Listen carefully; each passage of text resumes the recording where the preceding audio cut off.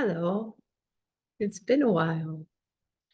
Um, I just had cataract surgery last week, and I can get around pretty much without my eyeglasses, which is very cool. It's been a long time.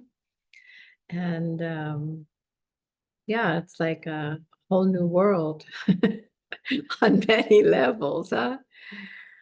Uh, I created a new homepage on my website if you'd like to go check it out.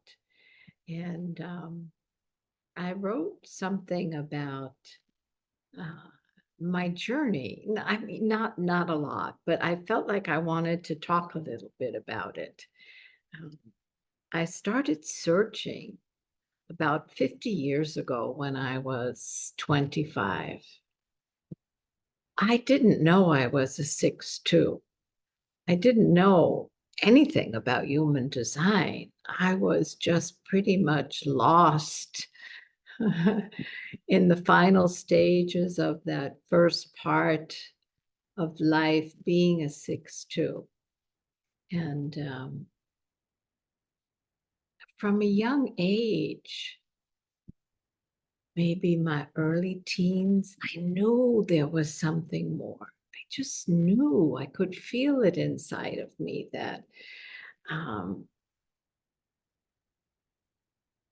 that was something more to life than what I was living.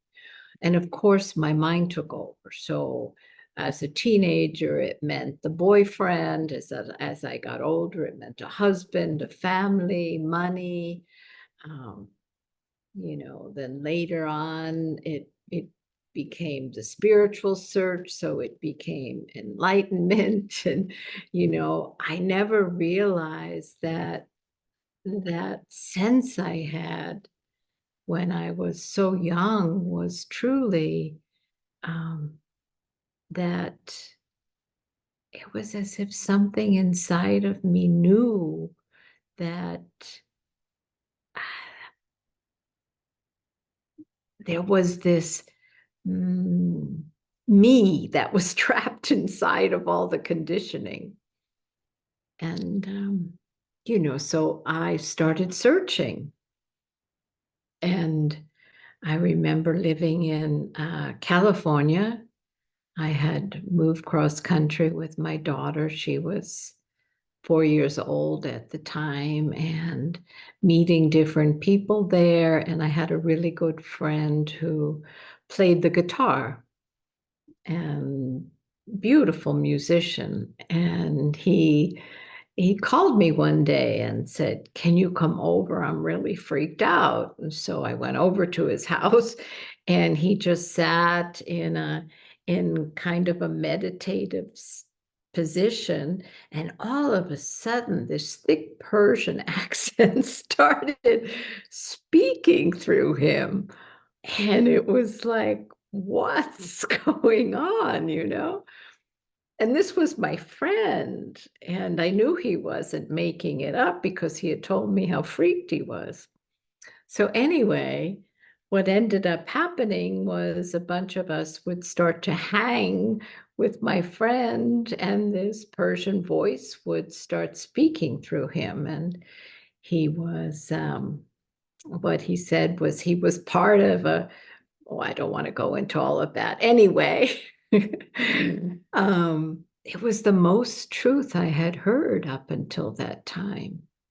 And I had been searching.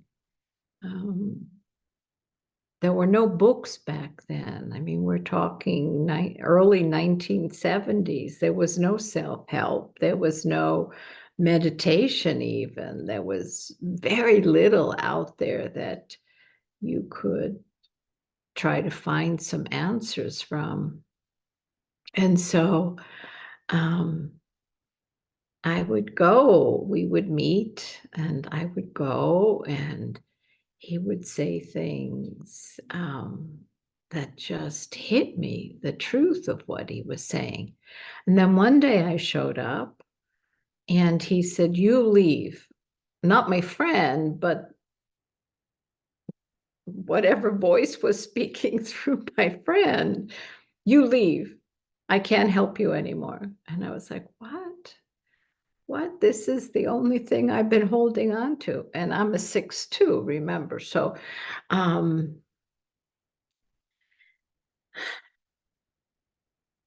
he had people actually show me the door and then lock the door on me. He said, as I was leaving, I'm only a teacher, you need a master. And I remember saying, what's a master? What do you mean? I don't know what you're talking about, please. And I remember I was living in San Francisco and I had taken a bus over the Golden Gate Bridge to go to Marin. That's where we would meet. And I remember that bus ride home, just wishing that the bus would just go over the edge. Like I could not live anymore. I had had enough. It was so hard to continue and to have found something that felt like the truth. And yet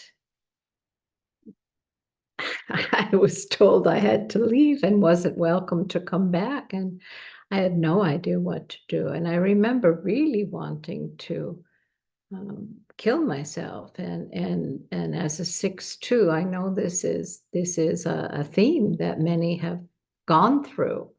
Those first 28 years of one mistake after another, and nothing's going right, and everything's falling apart, and you just don't know. Um, yeah, you just don't know what to do, and you've tried everything. And anyway, um, not having details in my chart, I was unsuccessful in some attempts to leave planet Earth. Luckily, I'm very grateful for that. And I remember, I remember smoking a joint and rocking in front of my fireplace saying, thou shalt not judge, thou shalt not judge. And I'm thinking, what is going on? How bizarre all of this is. And couldn't sleep, got up at, the first bit of light coming through the windows and walking down to Fisherman's Wharf and walking all over and walking and getting a coffee and walking, and ended up in a bookstore.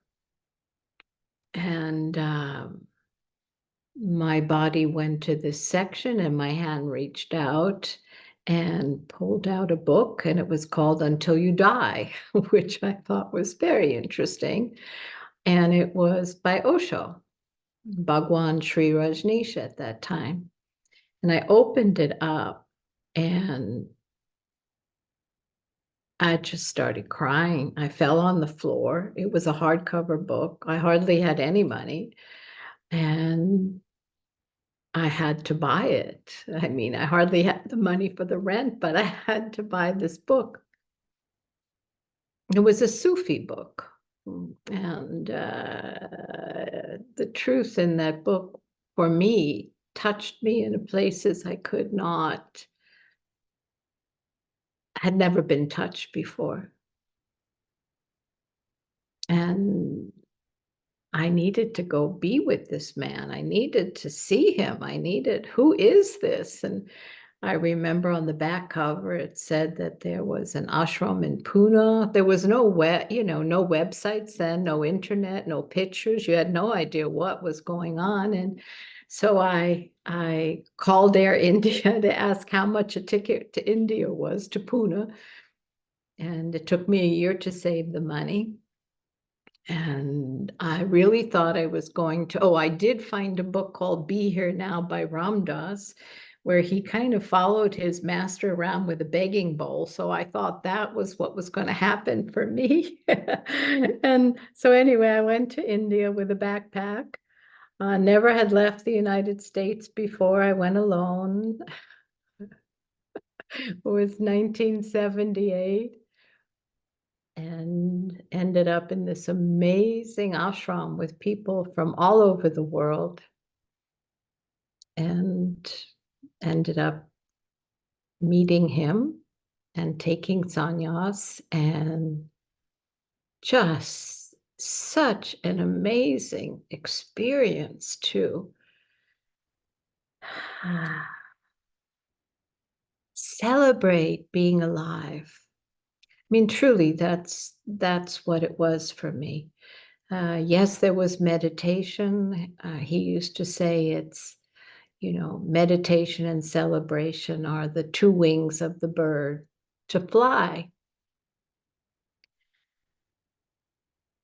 So I was with him for so many years, and I was with him during the ranch time, and then he died. And I was still longing. That longing that I had as a teenager was still there. Yes, I was enjoying life. Well, there was some times on the ranch that got really intense for me, but that's a whole nother story. There was this whole thing you couldn't say no or you would be asked to leave. So I got involved in things until I finally had to say no and I left. But there was this amazing experience of being in life in a new way, living life in a new way. But I was still longing. So I traveled. I went to be with Krishnamurti, Punjaji, Gangaji, Shanti Mai, Robert Adam. I mean, you name it. I mean, I was still searching what to do, I didn't know where else to go. And I remember one time coming home from a satsang in Sedona. We were living in Sedona. And I made it into the living room and I just collapsed on the floor in the living room and started crying and said, I'm so exhausted. I can't do this anymore. And soon after, Ra came to town. I had known of human design before, but I thought I was living it. I mean, there wasn't really a living it at that time because there was no strategy and authority when I met it. But I thought I was loving myself because I was really enjoying celebrating life and singing and dancing and movement and yeah, so anyway, I had my reading with Ra and I started my experiment. And that same week that I had my reading, he did a class in Sedona on the 4 types. And it was a weekend class. And he put on the whiteboard, all the 4 types and a few things about each type. And I remember sitting there thinking, wow, this is the recipe for harmony on this planet right here. If we just treated each other according to type, wow, just that. Well, it begins with ourself, to live it for ourselves first, which is not easy. As many of you know, it was the hardest thing I ever did. I mean, in India, I did Vipassana 7 weeks, I mean, not 7 weeks, 7 days. And I mean, all of this stuff that was so intense, that was all a piece of cake compared to living life according to my strategy. And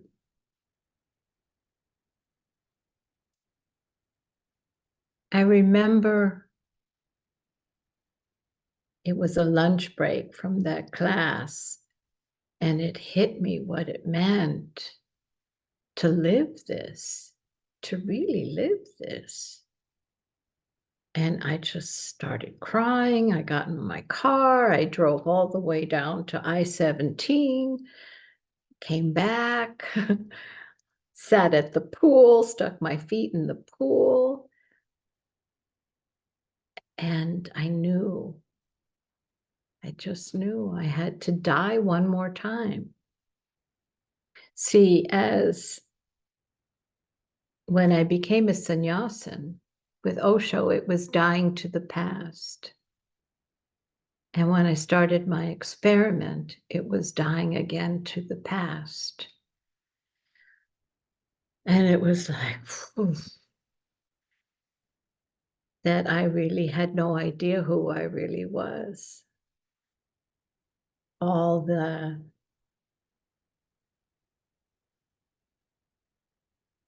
ways I had been living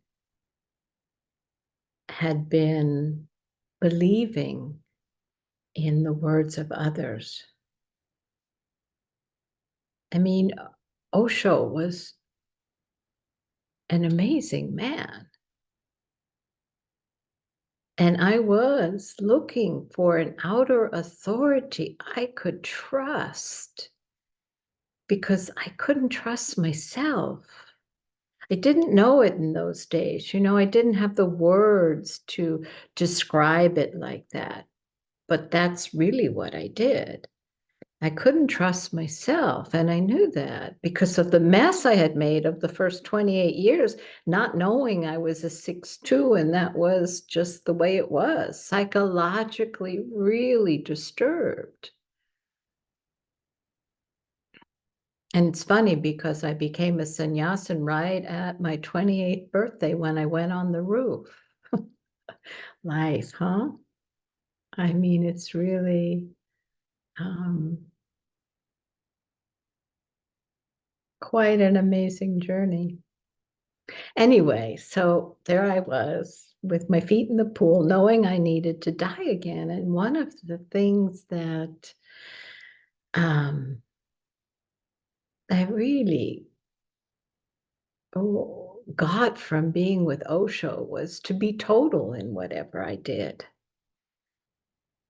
And I knew that if I was going to really live my experiment, I needed to be total. So those of you who have read my story, A Revolution of One, covers the first 10 years of the experiment. So I'm not going to go into all of that. But truly, I mean, even though I responded for 15 years to doing classes and courses with Rob, both live in the early years and then also online once the internet got going,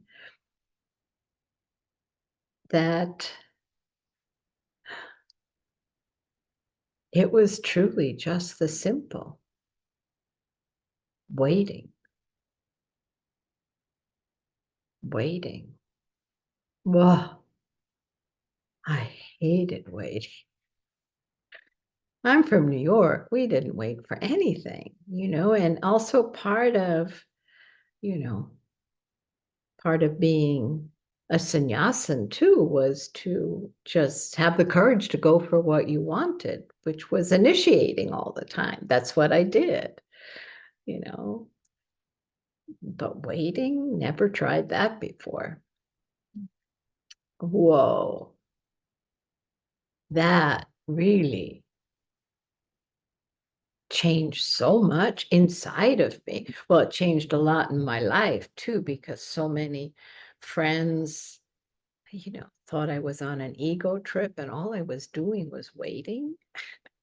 The judgments, the people didn't like it. People wanted me to be who I was.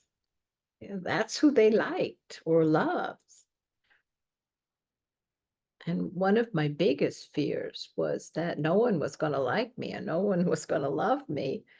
And then even more than that, was I going to like myself? Because I started going to people I loved. I never said no before.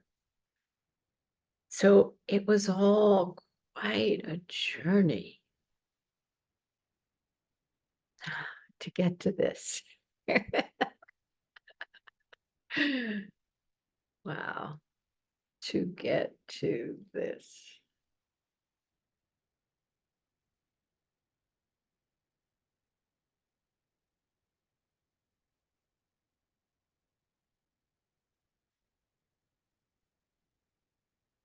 I wouldn't change it. A moment of this life, all of it. The good, the bad, the beautiful, the ugly, all of it brought me to this. Every single moment brought me to this moment.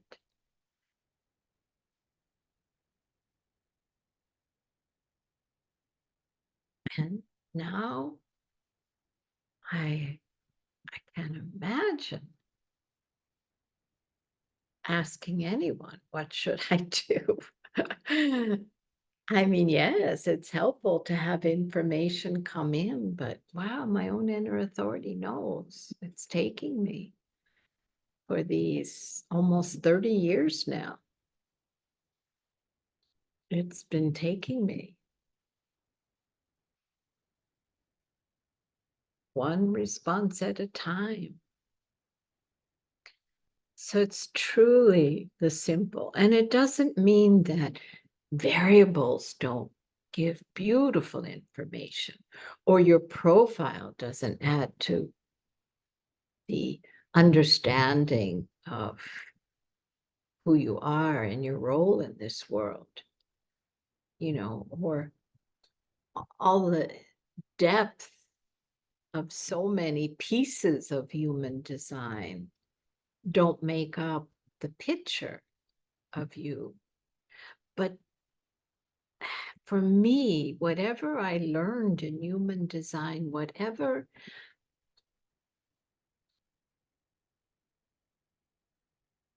I got to learn about myself, it was impossible for the mind not to think it knew what that meant. It was impossible for the mind not to think it knew how that would be lived out. And all I can say is that anything my mind thought has not been lived. Anything that I thought might happen because I have this and I have that and this variable or that, or I have an open this and a defined this and this channel and that channel, all the what the mind construed as being Marianne, I have not lived. I think that's funny. What I got to live was Marianne because it has to live from the inside out, not from here living it. And for me, it was just really staying with my strategy and making decisions by my inner authority. And my strategy is wait to respond. But in reality, it was wait, response. Wait. Yes, we're responding all the time, but for action to take place, something needs to come. An action, a decision is not movement. I'm not just sitting and not moving. I'm getting up, making a coffee, going for a ride, going for a walk, whatever. But someone saying, like, Marianne, will you write a book about your experiment? 2 years into my experiment, I went, and then I had to wait 8 more years for the energy to flow out to write the book, not from my mind to write the book. It's a whole different way of life. And anyway, I just felt like sharing all that with you. And I did mention how it feels like since it became clear that I wanted to stop my work with individuals, not do anything in human design, just stop working with people, that I responded that I'm going to live longer. I don't know where that comes from. I used to feel that, that that there was a beginning date and an end date, huh? But I don't know anymore. With this response, I'm beginning to feel like that there's a certain amount of energy in the body, like gas in your car. And when the gas is used up, the car stops, huh? So by this decision, it feels like, oh, there's more fuel in the tank to last a little longer. So I'm very excited about that because I'm okay to die. It's not like I want to die, but it's really fun to be alive right now. I mean, these are amazing times, and to spend time with my family and to, be with my daughter and my sister and my husband and friends, and to be with the grandkids and to watch their lives unfold. I mean, this is a wonderful time. And just to watch the world, oh my God. I mean, big bag of popcorn for that one. Anyway, I've really enjoyed talking with you guys. And yeah, until next time. Yeah. And, you know, thank you for being here because it's really fun for me to do this once in a while. Um, I know a few people have asked me about, you know, would I open up the comments on YouTube? And I always have an It's like I love to share what's inside of me, but if you love me or if you hate me or if you like what I say or if you think it's bullshit, that's just yours. Has nothing to do with me. So I like just, you have your experience, I have my experience, and I don't need to read any of it. Anyway, you guys take care and enjoy your ride, huh? It's becoming more and more wild. Bye-bye.